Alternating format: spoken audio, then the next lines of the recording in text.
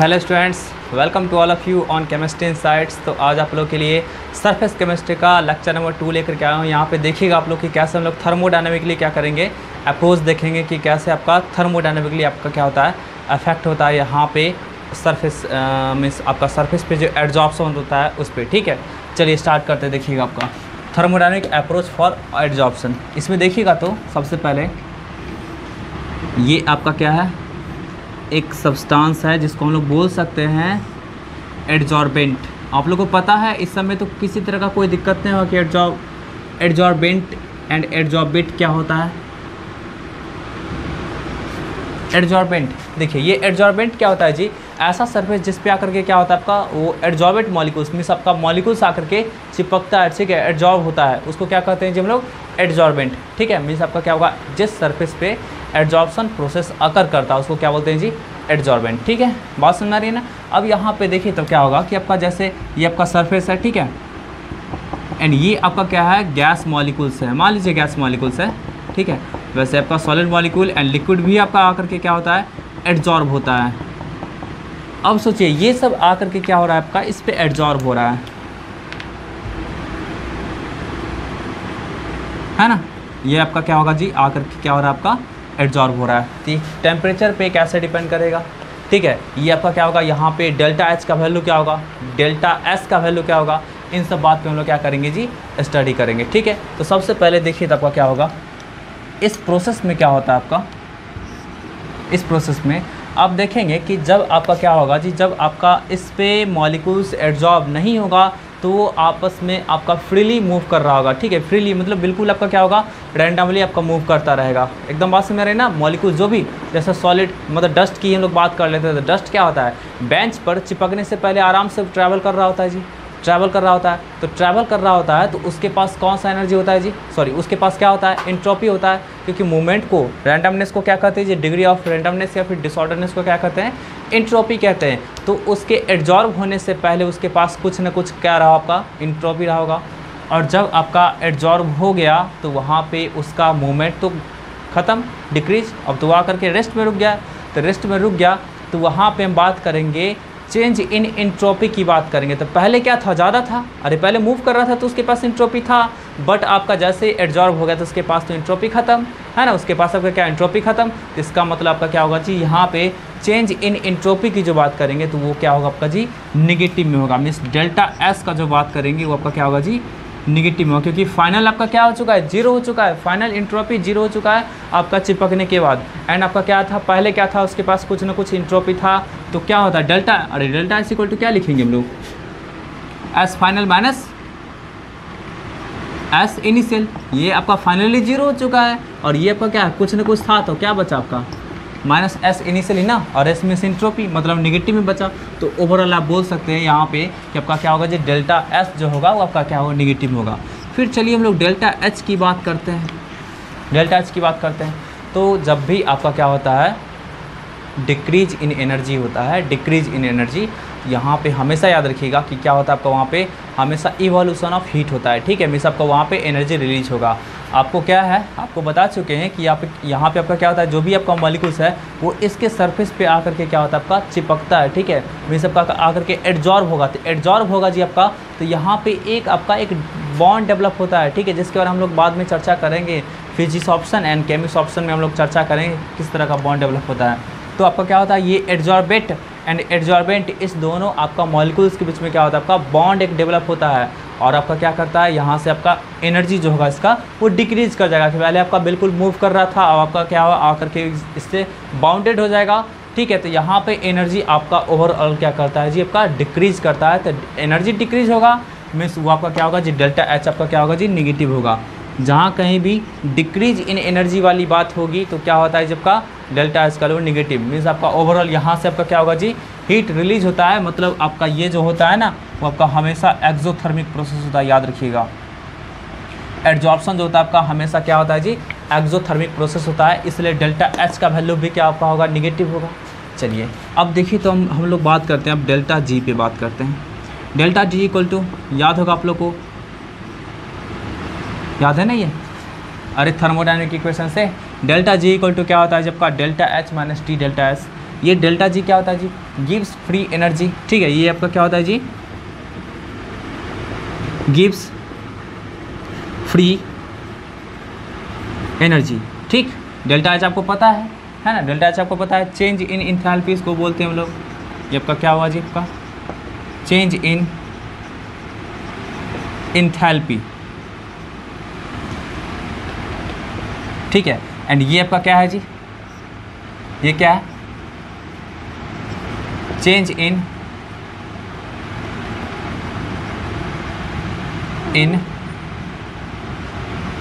Entropy, change in entropy. अच्छा, change in entropy किसकी बात कर रहे हैं जी, तो सिस्टम की, याद रखिएगा सिस्टम की, ठीक है। ये चेंज इन एंथैल्पी किसकी बात करते हैं, सिस्टम की। सिस्टम में सबका क्या, ये सिस्टम की, इस सिस्टम की, नॉट सराउंडिंग की, ठीक है। हम लोग सिस्टम की बात कर रहे हैं, मतलब आपका क्या होगा, ऐसा सिस्टम जिसमें एड्जॉर्बेंट होगा एंड एड्जॉर्बेट होगा। एकदम 100% समझ में आ रहा होगा, ठीक है। नहीं समझ में आ रहा होगा तो एकदम वीडियो को पॉज करके देखिएगा, सब समझ में आने लगेगा, ठीक है। अब यहाँ पे देखिए तो आपका क्या होगा जी, ये सिस्टम की हम बात कर रहे हैं, ठीक है। तो ये क्या होगा आपका चेंज इन एंट्रोपी, यहाँ पे लिखना पड़ेगा आपको सिस्टम, ठीक है। यहाँ पे आपका क्या होगा जी, सिस्टम। तो इस सिस्टम की आपका क्या होगा जी, हम लोग change in enthalpy and change in entropy की बात कर रहे हैं, ठीक है। अब बताइए तो गिव्स फ्री एनर्जी जो होगा जी आपका, वो क्या बताता है, तो किसी भी प्रोसेस का स्पॉन्टेनिटी बताता है। मीन्स आपका कोई प्रोसेस अगर करेगा कि नहीं करेगा उसके बारे में बताता है ये, ठीक है। अब चलिए, अब इतना बात हो गया, यहाँ तक क्लियर है। अब यहाँ पे देखिए तब का क्या होगा, डेल्टा एच आपका क्या है, निगेटिव में। सबको हम लोग क्या करते हैं, प्रॉपर साइन के साथ लिख देते हैं, ठीक है, ठीक है। तो आप लोग को समझ में आया आपका ये, यहाँ पे देख लीजिए एक बार फिर से समझा देते हैं कि क्या होगा आपका डेल्टा जी। आपको पता है कि डेल्टा जी इक्वल टू क्या होता है आपका, delta H minus T delta S, ठीक है। गिव्स पे एनर्जी होता है, ठीक है। अब यहाँ पे देखिए तो क्या आपका होगा, ये तो निगेटिव में है, आपको बताया जा चुका है कि आपका निगेटिव में है। फिर आपका क्या होगा कि आपका डेल्टा एस भी निगेटिव में है, तो आपका निगेटिव पॉजिटिव हो जाएगा। क्लियर है यहाँ पे।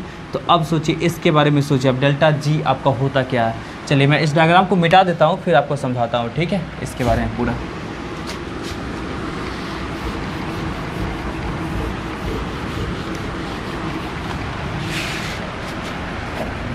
देखिए देखिए तो केस फर्स्ट लेते हैं, ठीक है। देखिए एक चीज़ तो याद रखिएगा कि आपका क्या होगा, एड्जॉर्प्शन के लिए, मीन्स आपका एड्जॉर्प्शन फिजिबल होगा, इसके लिए आपका एक ही कंडीशन है कि डेल्टा जी का वैल्यू क्या होना चाहिए, आपका निगेटिव में होना चाहिए, ठीक है। डेल्टा जी का वैल्यू आपका क्या होना चाहिए, निगेटिव होना चाहिए। देखिए फर्स्ट केस हम बात कर रहे हैं फॉर लो टेम्परेचर, मतलब आपका टेम्परेचर का वैल्यू क्या होना चाहिए, आपका लो होना चाहिए, ठीक है। तो टेम्परेचर का वैल्यू लो होगा तो सोचिए तो आपका क्या होगा जी, डेल्टा एच जो होगा, इसका मैग्नीट्यूड की बात कर रहे हैं, ठीक है। वो आपका क्या होगा जी, टी डेल्टा एस से बड़ा होगा, ठीक है। जब आपका टेम्परेचर लो होगा तो इसमें मल्टीप्लाई होकर के जो भी नंबर देगा जी, वो आपका इससे छोटा होगा, मान लीजिए इससे छोटा होगा, तो इस केस में क्या होगा जी, आपका निगेटिव मिलेगा। समझिए इस बात को। मान लीजिए आपका क्या है कि डेल्टा एस का वैल्यू 5 है ना, डेल्टा एस का वैल्यू 5 है, और इसका मान लीजिए आपका क्या होता है 100 है, तो आपका क्या हुआ, टोटल 500 हो गया, है ना, टोटल 500 हो गया। और इसका वैल्यू मान लीजिए, डेल्टा एच का वैल्यू मान लीजिए आपका -700 है, ठीक है। तो दोनों आपका क्या होगा जी, ऐड और सब्ट्रैक्ट होकर के -200 मिलेगा, और -200 आपका क्या दे रहा है, आपका डेल्टा जी का वैल्यू निगेटिव में दे रहा है। तो निगेटिव में दे रहा है, तो इस केस में आपका क्या होगा जी, डेल्टा जी का वैल्यू जब निगेटिव आएगा तो इस केस में आपका क्या होगा जी, एड्जॉर्प्शन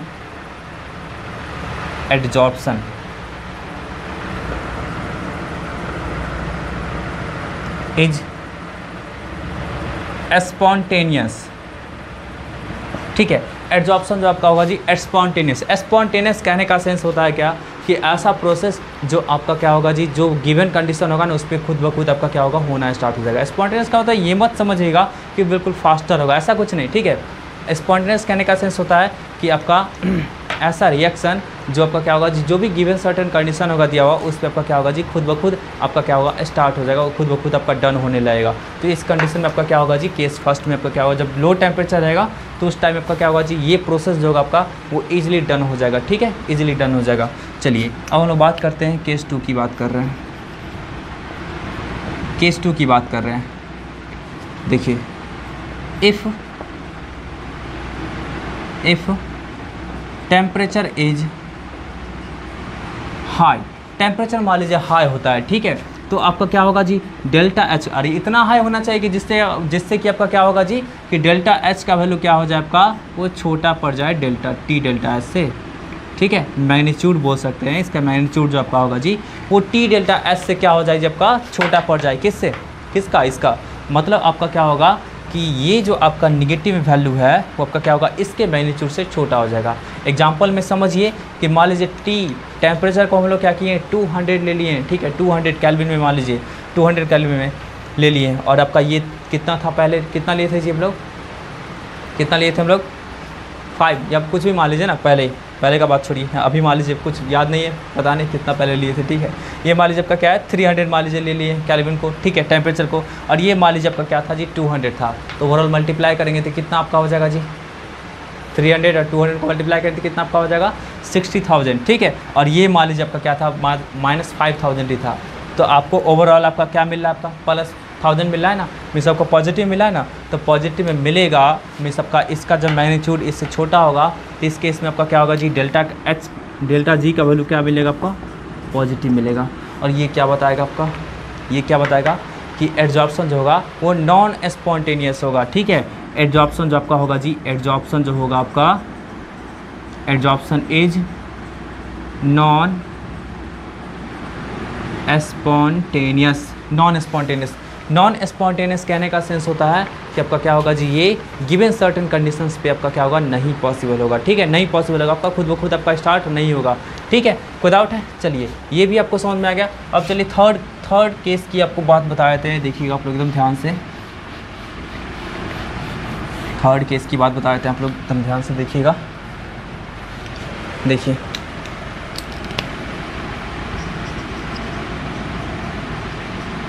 केस थर्ड की बात बताते हैं, इफ़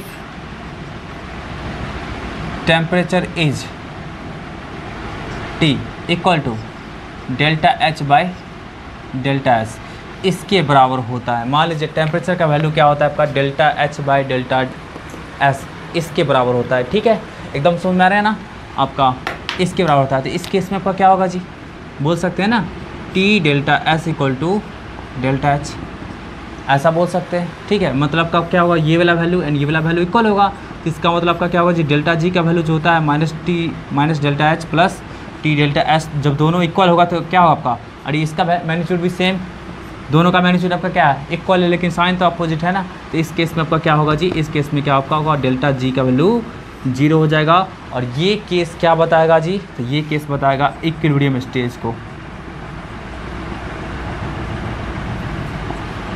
ये इक्विलिब्रियम स्टेज है क्या, तो ऐसा स्टेज जिसमें आपका क्या होगा जी, एड्जॉर्प्शन एंड डिसॉर्प्शन दोनों का दोनों एक साथ पॉसिबल होगा, ठीक है, एड्जॉर्प्शन एंड डिसॉर्प्शन आपका क्या होगा जी, दोनों का दोनों एक साथ पॉसिबल होगा, मीन्स आप कह सकते हैं एड्जॉर्बेट प्लस एड्जॉर्बेंट, ये मिल करके बनेगा क्या जी, ये मिल करके क्या बनेगा आपका, क्या होगा आपका, मिल करके एड्जॉर्ब हो जाएगा, मिल करके आपका क्या होगा,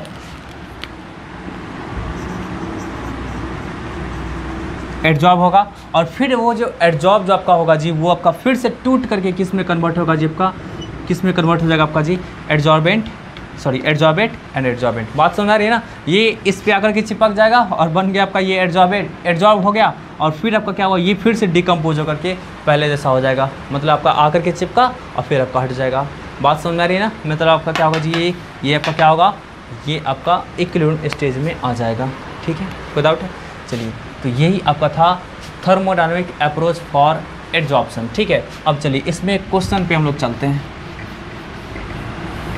आप लोग इसको नोट कर लीजिएगा।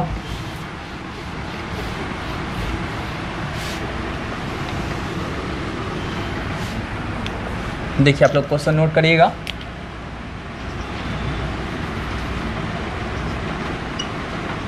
During adsorption delta S for surrounding is, और ऑप्शन फर्स्ट देखिए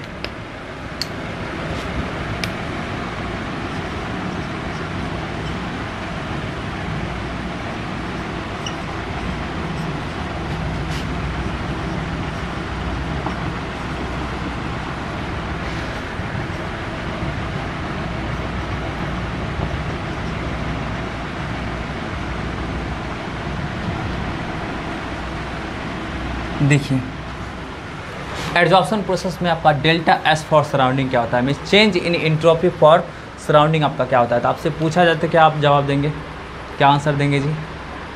ऑब्वियसली आप इसको टिक करने चलेंगे, लेकिन ये क्या होगा आपका गलत होगा। क्या पूछा जा रहा है आपका यहाँ पे सराउंडिंग का ना, ठीक है। तो क्या हो रहा है आपका जी, सराउंडिंग का आपका जो पूछा जा रहा है, तो आपका क्या है कि सिस्टम का डेल्टा एस क्या होता है, डिक्रीज करता है। अरे लेस देन जीरो होता है ना, लेस देन जीरो में सबका नेगेटिव होता है, डेल्टा एस का वैल्यूज होता है सिस्टम का नेगेटिव में होता है, तो ऑब्वियसली आपका क्या होगा, सराउंडिंग का जो हो जाएगा जी आपका वो पॉजिटिव में हो जाएगा, है ना। सराउंडिंग आपका क्या होगा जी, पॉजिटिव में होगा।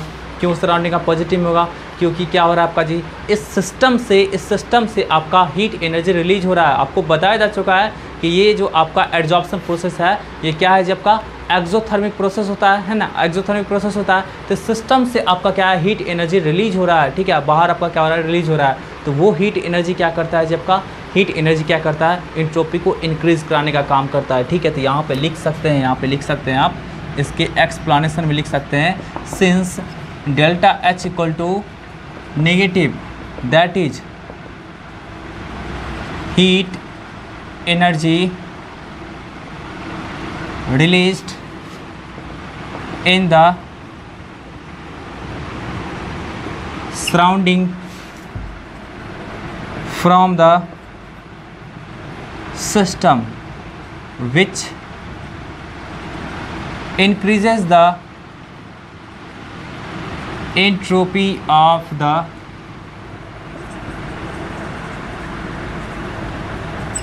सराउंडिंग। अब इसको प्रैक्टिकली समझिए ना, जैसे देखिए आप चाय बनाते हैं, ठीक है, सस्पेन में वाटर डाल करके ये चीनी डाल करके और पता नहीं क्या क्या डालते होंगे, ठीक है। अभी कोरोना टाइम में बहुत सारे लोग बहुत कुछ डाले हैं, ठीक है, पता नहीं क्या क्या डाले हैं, ठीक। तो अब बताइए कि आपका क्या होगा कि जैसे ही चीनी डाल करके, मान लीजिए आप वाटर डाल करके, चाय पत्ती डाल करके आप उसको क्या करते हैं, हीट करते हैं, तो वहाँ पे देखते हैं वाटर मॉलिक्यूल क्या होता है आपका जी, बिल्कुल आपका मूवमेंट करना स्टार्ट होता है। क्यों? क्योंकि उसमें हीट दिया गया है, तो हीट देने से क्या हुआ आपका जी, उसका पार्टिकल्स आपका मूवमेंट करना स्टार्ट कर दिया है, उसके पास काइनेटिक एनर्जी आ गया है, मीन्स आपका उसका एंट्रोपी बढ़ गया है। एंट्रोपी आपका क्या हुआ जी, बढ़ गया। कब बढ़ा, जब उसको हीट दिए तब। बट वैसे ही बिना हीट किए हुए क्या चाय बन जाएगा, नहीं बन पाएगा। मीन्स आपका वो पार्टिकल्स आपका मूवमेंट में नहीं आएगा, मतलब उसका एंट्रोपी नहीं इंक्रीज़ करेगा। और आपको पता है कि इस सिस्टम में कौन सा सिस्टम है जहाँ पे एड्जॉर्प्शन हो रहा है, तो उस सिस्टम से आपका हीट रिलीज हो रहा है, और वो रिलीज होकर कहाँ जा रहा है जी, सराउंडिंग में जा रहा है। तो सराउंडिंग में जा करके वो क्या करेगा जी, सराउंडिंग का एंट्रोपी को इंक्रीज़ कराएगा। तो इंक्रीज़ कराएगा तो आपका ऐसे में आपका क्या होगा, डेल्टा एस का वैल्यू ग्रेटर देन 0 होगा। एकदम 100% क्लियर हो रहा है, ठीक है। चलिए आगे बढ़ते हैं नेक्स्ट टॉपिक की ओर, छोटा सा टॉपिक की ओर देखिएगा आप लोग।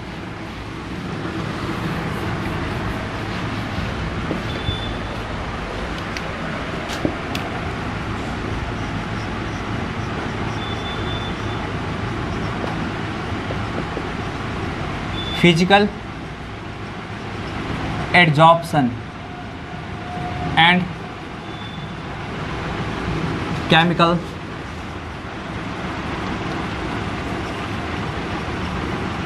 एड्जॉर्प्शन। चलिए देखिए, physical adsorption and chemical adsorption, ये आपका एड्जॉर्प्शन का 2 टाइप होता है, ठीक है, 2 टाइप होता है। और 2 टाइप किस बेसिस पे डिवाइड किया गया जी, तो आपको बॉन्डिंग के बेसिस पे, ठीक है, बॉन्डिंग के बेसिस पे डिवाइड किया गया है। मतलब का क्या होगा कि एड्जॉर्बेट एंड एड्जॉर्बेंट जो होता है वो आपस में बॉन्ड बनाता है। तो बॉन्ड आपका किस तरह का होता है, ठीक है, तो उस बॉन्ड के नेचर के बेसिस पे आपका physical adsorption and chemical adsorption को डिवाइड किया गया है, ठीक है। तो यहाँ पे आप बोल सकते हैं these types of adsorption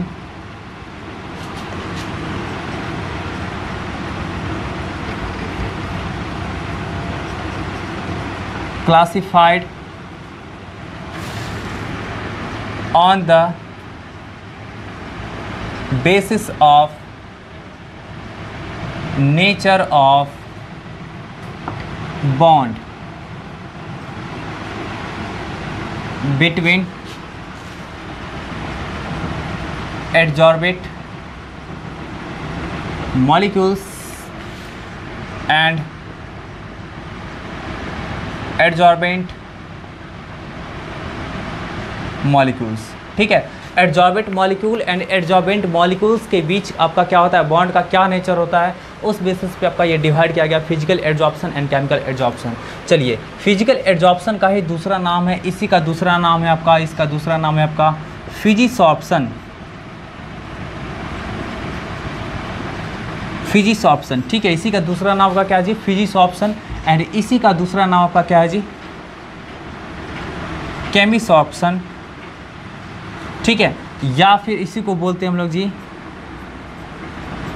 activated adsorption, ठीक है, एक्टिवेटेड एडजॉर्प्शन। याद रखिएगा आपका इसका दूसरा नाम आपका नाम क्या है जी, फिजिसॉर्प्शन, ठीक है, इसका दूसरा नाम आपका क्या, केमिसॉर्प्शन या फिर एक्टिवेटेड एडजॉर्प्शन, ठीक है। अब चलिए एक एक करके हम लोग दोनों का स्टडी करेंगे कि ये दोनों आपका होता क्या है, दोनों में डिफरेंसेस क्या है, उसको स्टडी करेंगे, ठीक है। आप लोग उसको जल्दी से नोट कर लीजिएगा। अब इसको दो पार्ट में बांट करके क्या करते हैं, इसका स्टडी करते हैं।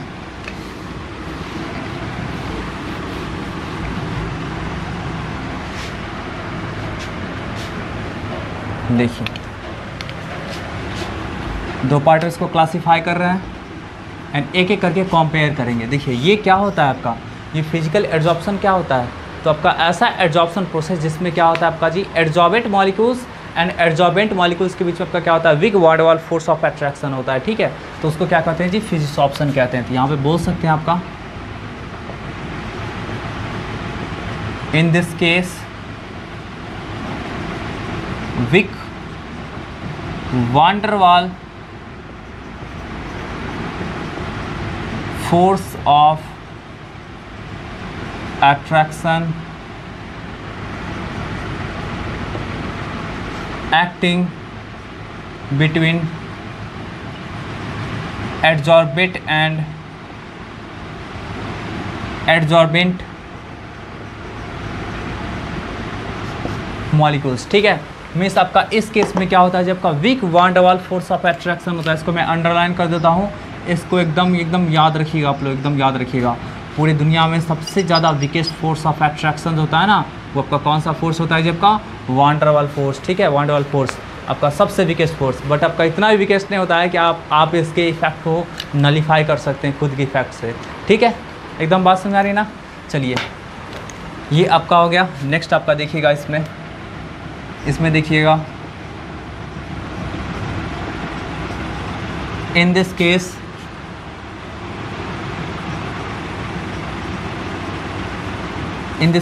chemical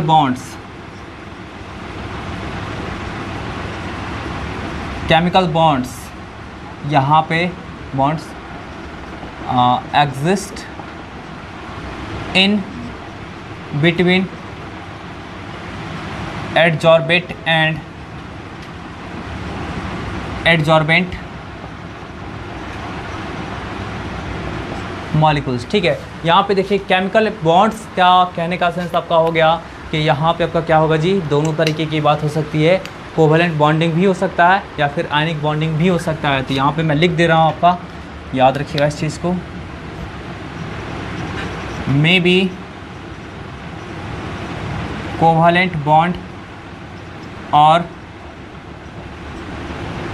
आयनिक बॉन्ड, ठीक है। कोवेलेंट बॉन्ड या फिर आयनिक बॉन्ड, दोनों में से कोई भी हो सकता है, ठीक है। चलिए नेक्स्ट हम डिफरेंसेस की बात कर लेते हैं। It is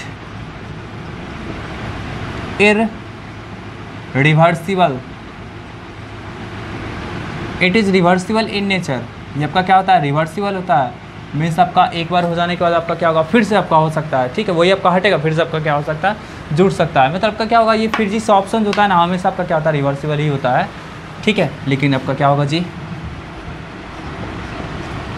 it is irreversible in nature. ये आपका क्या होता है, इररिवर्सिबल इन नेचर। मतलब आपका क्या हुआ, एक बार चिपक गया तो फिर से वो आपका जल्दी हटेगा नहीं, ठीक है। जब तक कि आपका क्या करते हैं, आप एक्सटर्नल एफर्ट नहीं लगाते हैं। मीन्स आपका वहाँ पे प्रेशर चेंजिंग करेंगे या फिर टेम्परेचर चेंजिंग करेंगे, कुछ ऐसा चेंजिंग करेंगे, ठीक है। या फिर किसी अदर केमिकल्स के द्वारा हम लोग वहाँ पे रिमूव करने की कोशिश करेंगे, तभी आपका क्या होता है जी, आपका वो हट सकता है। कहने का सेंस आपका क्या होगा जी, आपका खुद के द्वारा नहीं हटेगा ये, ठीक है। मीन्स आपका क्या होगा, इररिवर्सिबल इन नेचर होगा। चलिए यहाँ पे देखिए तो क्या होगा जी, no activation energy is required. कोई भी एक्टिवेशन एनर्जी आपका रिक्वायर्ड नहीं होगा। एक्टिवेशन एनर्जी आपको समझ में आ रहा होगा, केमिकल काइनेटिक्स आपको बताया हुआ है कि किसी भी केमिकल रिएक्शंस के अकर करने के लिए वहाँ पे क्या होता है जी, आपको उसको एक्टिवेशन एनर्जी रिक्वायर होता है। एक्टिवेशन एनर्जी मीन्स जैसे मान लीजिए आपका एग्जांपल में बताते हैं, ठीक है, कि आपके दो दोस्त हैं, एक का नाम अंकित है और दूसरा का नाम आपका शुभम है मान लीजिए, ठीक है, और वो दोनों दोस्त क्या कर रहा है, लड़ना चाहते हैं, फाइट करना चाहते हैं, ठीक है, दोनों के मन के अंदर गुस्सा है, ठीक है। चलिए दो और फ्रेंड जाएंगे उनके पास और दोनों को भड़काएंगे, अरे तुम्हारे बारे में ये बोला था, तुम्हारे मतलब आपका यहाँ पे एक्टिवेट करेंगे, और एक्टिवेट करेंगे तभी दोनों में फाइट हो सकता है। एक्टिवेट करने वाला कोई भी नहीं होगा तो वहाँ पे फाइट नहीं होगा, मतलब आपका क्या दोनों के बीच रिएक्शन होगा। कौन सा रिएक्शन, बिल्कुल फाइटिंग वाला, ठीक है, एकदम बात समझ आ रही है, एकदम बिल्कुल प्रैक्टिकल लाइफ आपको बता रहे हैं, ठीक है। तो वहाँ पे जो आपका जो भड़काने वाला जो लोग होगा ना और उसको लड़ाने वाला, ठीक है, कुछ शिकायत करके वो आपका क्या करेगा जी, उसको एक्टिवेट करेगा। मीन्स वहाँ पे रिएक्शंस होगा दोनों के बीच में, ठीक है। रिएक्शंस कौन सा होगा, फाइटिंग रिएक्शन, ठीक है। और वहाँ पे एक्टिवेशन एनर्जी का काम क्या करेगा, तो उसके दोस्त काम करेंगे उसको चढ़ाने के लिए, ठीक है, कि कर लो फाइट, ठीक। तो बिल्कुल आपका क्या होता है, किसी भी केमिकल रिएक्शंस के लिए एक्टिवेशन एनर्जी रिक्वायर होता है। और आपको पता है कि ये आपका फिजिकल एडजॉर्प्शन में कोई केमिकल रिएक्शंस होने रहा है, ठीक है, कोई केमिकल रिएक्शंस होने रहा है, इसलिए इसको एक्टिवेशन एनर्जी की ज़रूरत नहीं होगा, ठीक है। और वैसे केमिकल लैंग्वेज में आपको एक्टिवेशन एनर्जी क्या है, आप केमिकल काइनेटिक्स का वीडियो देख लीजिएगा, ठीक है, आपको लिंक डिस्क्रिप्शन बॉक्स में मिल जाएंगे, ठीक है। वैसे हम जनरल लाइफ पे आपको बता दिए, जो भी नहीं देखे होंगे उसको, ठीक है। चलिए अब चलिए इसके लिए चलते हैं, तो आपको तो समझ में आ ही गया कि यहाँ पे आपका क्या होगा जी, एक्टिवेशन एनर्जी रिक्वायर्ड होगा, एक्टिवेशन एनर्जी इज रिक्वायर्ड, ठीक है। एक्टिवेशन एनर्जी आपका क्या होगा जी, रिक्वायर्ड होगा, ठीक है। चलिए आगे बढ़ते हैं। यहाँ पे देखिएगा आपका क्या होता है ना कि ये यहाँ पे क्या है, कोई केमिकल बॉन्ड तो फॉर्मेशन होने रहा है, तो आपका एक के ऊपर एक लेयर, एक के ऊपर एक लेयर बढ़ता चला जाएगा। एग्जांपल में समझिए कि जैसे आप अपने स्कूल में या फिर कोचिंग इंस्टीट्यूशन में जाएंगे आफ्टर लॉकडाउन, तो देखिएगा आपका बेंच के ऊपर बहुत ज़्यादा मोटा थिक लेयर होगा आपका डस्ट का पड़ा हुआ, ठीक है, ठीक है। जैसे ऑर्डिनरी डे में जाते थे कि एक दिन गैप करके जाते थे, मान लीजिए आपका क्या हुआ, आज गए और फिर कल गए, तो कल जाते थे थोड़ा सा झाड़ते थे, लेकिन अब जाइएगा तब देखिए आपके वहाँ पे आपका क्या है जी, बहुत ज़्यादा थिक लेयर आपका प्रेजेंट है। तो क्यों प्रेजेंट है जी, क्योंकि यहाँ पे फिजिकल एडजॉर्प्शन हो रहा है, ठीक है, फिजिकल एडजॉर्प्शन हो रहा है। मीन्स आपका डस्ट पार्टिकल पहले आकर के एक लेयर बना के चला गया, मतलब सॉरी बना दिया, ठीक है, फिर आपका कल होकर के भी आपका एक और लेयर, फिर कल होकर के एक और लेयर, मतलब लेयर पर लेयर, लेयर पर लेयर, लेयर पर लेयर बनता जा रहा है। मतलब फिजिकल एडजॉर्प्शन जो आपका होगा जी, वो कैसा प्रोसेस होगा जी, तो मल्टी लेयर आपका फॉर्मेशन करेगा, मल्टी लेयर, क्योंकि इसको सरफेस के नेचर से कोई मतलब नहीं है, ठीक है, सरफेस के नेचर से कोई मतलब नहीं है, इसके ऊपर आपका जमा होता चला जाएगा, मीन्स आपका मल्टी लेयर का फॉर्मेशन करेगा। बट इसमें तो सरफेस के नेचर से बहुत ज़्यादा आपका क्या है यहाँ पे मतलब है, क्योंकि जब तक उससे डायरेक्ट कांटेक्ट में नहीं आएगा तब तक आपका क्या होगा, यहाँ पे केमिकल एडजॉर्प्शन नहीं होगा, क्योंकि केमिकल बॉन्ड का फॉर्मेशन होता है ना, और केमिकल बॉन्ड का फॉर्मेशन के लिए आपका क्या होगा जी, एडजॉर्बेट एंड एडजॉर्बेंट दोनों को आपस में कांटेक्ट में आना होगा, और इसके लिए आपका क्या होगा जी, सिर्फ सिंगल लेयर का फॉर्मेशन होगा, ठीक है। चलिए तो यहाँ पे आपका क्या होगा जी, मल्टी लेयर्स आर फॉर्म्ड, और यहाँ पे क्या आपका होगा, यूनिलेयर इज फॉर्म्ड, ठीक है, यूनिलेयर का क्या होगा जी, फॉर्म होगा। अब चलिए टेम्परेचर दोनों को अफेक्ट करता है, ठीक है, टेम्परेचर दोनों को क्या करता है, अफेक्ट करता है। आपको पता है कि एक्टिवेशन एनर्जी के लिए टेम्परेचर का रिक्वायर्ड होना बहुत ज़रूरी है, ठीक है, टेम्परेचर का क्या होगा जी, रिक्वायर्ड होना बहुत ज़रूरी है। जैसे आप चाय बनाते हैं तो उसको हीट करते हैं, तो उसको एक्टिवेट किए, सारे मॉलिक्यूल उसको एक्टिवेट करने के लिए आपका क्या किए, हीट प्रोड्यूस किए, इसलिए आपका क्या होगा जी, वहाँ पे केमिकल रिएक्शंस अकर हुआ। तो सिमिलरली आपका क्या होगा, इसको टेम्परेचर रिक्वायर्ड होगा, मीन्स आपका ये जनरली आपका क्या होगा जी, आपका हाई टेम्परेचर पर ही आपका होगा, मतलब जनरली हाई टेम्परेचर। अब ऐसा नहीं कि बहुत ज़्यादा 1000 या फिर 2000 ऐसा कुछ बात नहीं कर रहे हैं, मतलब नॉर्मल टेम्परेचर से क्या होना चाहिए, आपका यहाँ पे हाई होना चाहिए। बट इसके लिए फेवरेबल कंडीशन क्या रहेगा जी, आपका लो टेम्परेचर, जितना ज़्यादा लो टेम्परेचर होगा वहाँ पर उतना ज़्यादा आपका क्या होगा जी, अच्छा एडजॉर्प्शन होगा। तो यहाँ पर बोल सकते हैं लो टेम्परेचर इज फेवरेबल, और यहाँ पे क्या होगा आपका, जनरली हाई टेम्परेचर इज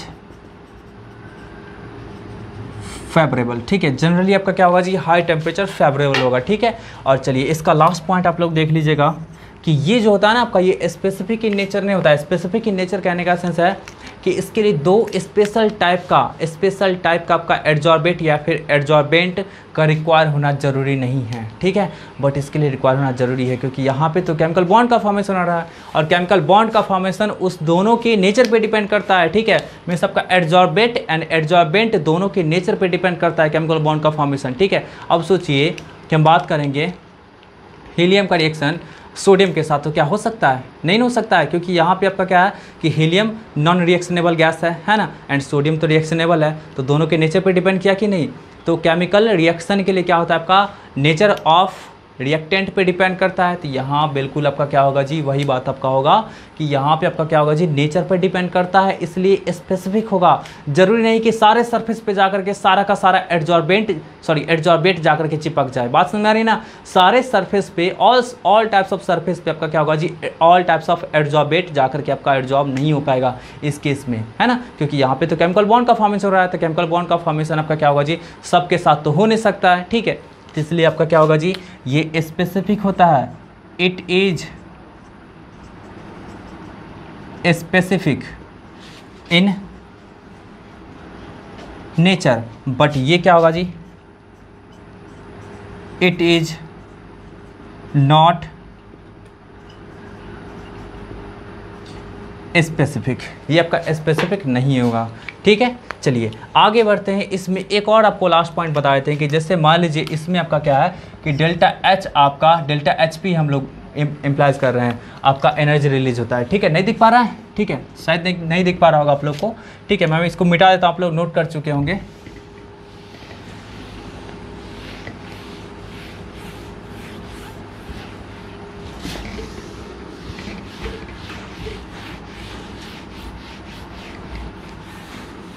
देखिए यहाँ पे जो आपका जो टोटल चेंज इन एनर्जी होता है, मीन्स आपका चेंज इन एंथैल्पी होता है डेल्टा एच। तो डेल्टा एच का वैल्यू जो होता है ना, -20 किलो जूल से ले करके और -40 किलो जूल तक होता है इस केस में, ठीक है। मीन्स आपका ओवरऑल एनर्जी का जो आपका रिलीजिंग होता है वो आपका इतना एनर्जी से लेकर के इतना एनर्जी तक होता है। बट इस केस में क्या होता है आपका जी, डेल्टा एच का जो वैल्यू होता है आपका इस केस में -80 किलो जूल से लेकर के क्या होता है, -70 किलो जूल से लेकर के आपका क्या होता है, अप्रॉक्सीमेट वही -40 किलो जूल तक होता है। मतलब आप समझ पा रहे होंगे कि यहाँ पे ज़्यादा एनर्जी रिलीज होगा, यहाँ पे कम एनर्जी रिलीज होगा। अब वैसे इस चीज़ को रटने वाली बात नहीं, याद रखने वाली बात नहीं है, आप इसको समझ सकते हैं कि यहाँ पे देखिए कौन सा फोर्स ऑफ अट्रैक्शन काम कर रहा है जी, वान डर वाल फोर्स ऑफ अट्रैक्शन काम कर रहा है। यहाँ पे कौन सा force of attraction, covalent force of attraction या फिर इलेक्ट्रोस्टैटिक फोर्स ऑफ अट्रैक्शन। मतलब आपका यहाँ पे केमिकल बॉन्डिंग का फॉर्मेशन हो रहा है, तो दो तरीके का बॉन्ड बन सकता है, कोवेलेंट बॉन्ड या फिर आपका आयनिक बॉन्ड। तो आयनिक बॉन्ड बनेगा तो electrostatic force of attraction, and आपका कोवेलेंट बॉन्ड बनेगा तो कोवेलेंट फोर्स ऑफ अट्रैक्शन। तो ये दोनों फोर्स ऑफ अट्रैक्शन क्या होता है आपका, इससे ज़्यादा होता है। जहाँ पे फोर्स ऑफ अट्रैक्शन ज़्यादा होगा वहाँ पे ज़्यादा एनर्जी रिलीज होगा, जहाँ पे फोर्स ऑफ अट्रैक्शन कम होगा वहाँ पे कम एनर्जी रिलीज होगा। यहाँ पे वान डर वाल फोर्स ऑफ अट्रैक्शन जो था वो आपका क्या था, वीकेस्ट है जी, अरे वीक है ना, और आपका क्या यहाँ पे ज़्यादा है, यहाँ पे तो वीक फोर्स है इसलिए कम एनर्जी रिलीज हुआ, यहाँ पे ज़्यादा फोर्स था इसलिए आपका ज़्यादा एनर्जी रिलीज हुआ। कोई दिक्कत है, एकदम 100% क्लियर है। चलिए यही आपका क्या था, डिफरेंसेस था। अब आपका एक क्वेश्चन एराइज होता है कि क्या फिजिकल एड्जॉर्प्शन जो हुआ था उसी को कन्वर्ट कर सकते हैं हम लोग क्या केमिकल एड्जॉर्प्शन में, तो बिल्कुल कर सकते हैं, लेकिन सबको नहीं कर सकते हैं, ठीक है, सबको नहीं कर सकते हैं। आपका कुछ ऐसा सर्टेन आपका है substance miss adsorbate and adsorbent जिसको आप कन्वर्ट कर सकते हैं फिजिकल एड्जॉर्प्शन से केमिकल एड्जॉर्प्शन में। चलिए कुछ एग्जांपल्स आपको दिखा देते हैं, देखिएगा आप लोग।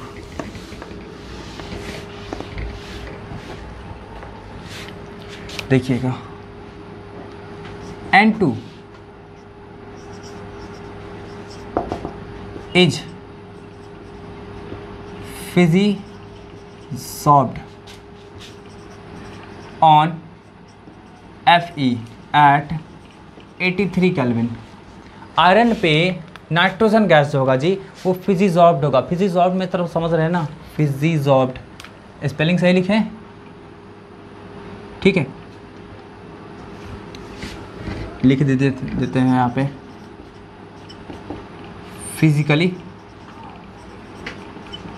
adsorbed on Fe at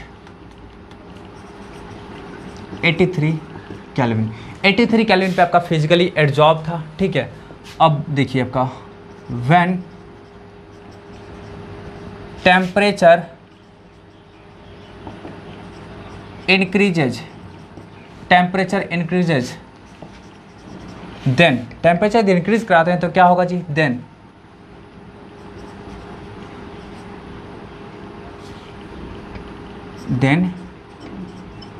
desorption takes place at room temperature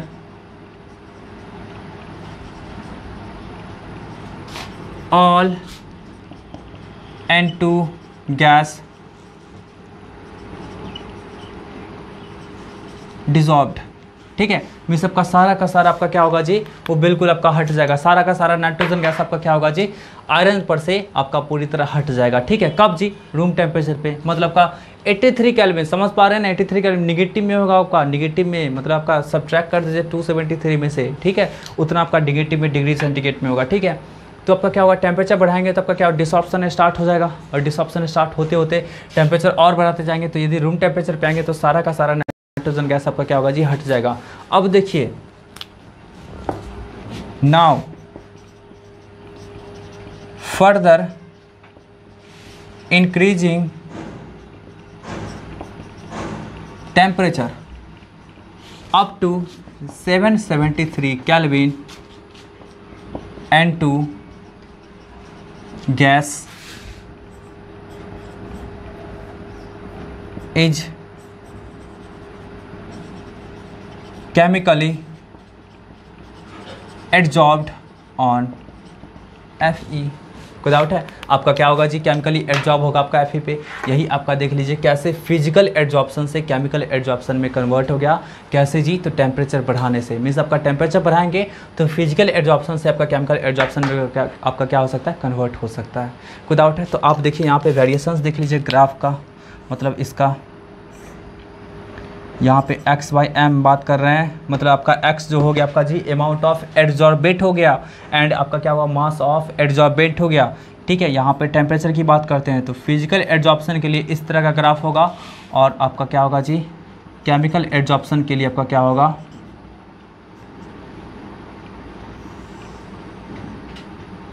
इस तरह ग्राफ हो जाएगा केमिकल एडजॉर्प्शन के लिए, ठीक है। मीन्स आपका यहाँ पे देख लीजिए, लिख देते हैं आप लोग को,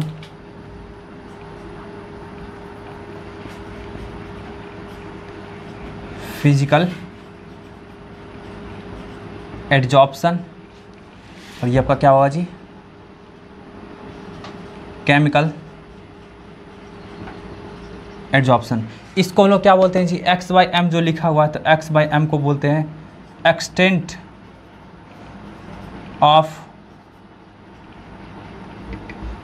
ऑफ एडजॉर्प्शन, ठीक है। x/m को क्या बोला करते हैं जी, एक्सटेंट ऑफ एडजॉर्प्शन। तो एक्सटेंट ऑफ एडजॉर्प्शन यहाँ पे देखिए टेम्परेचर बढ़ने से क्या लगातार डिक्रीज करता चला जा रहा है, लेकिन यहाँ पे क्या होगा जी, इनिशियली इंक्रीज करेगा और आफ्टर सर्टेन टेम्परेचर आपका डिक्रीज होना स्टार्ट होगा, क्योंकि टेम्परेचर ज़्यादा बढ़ेगा तो उसके बीच जो केमिकल बॉन्ड जो डेवलप हुआ था जी, वो आपका ब्रेक होना स्टार्ट हो जाएगा, ठीक है।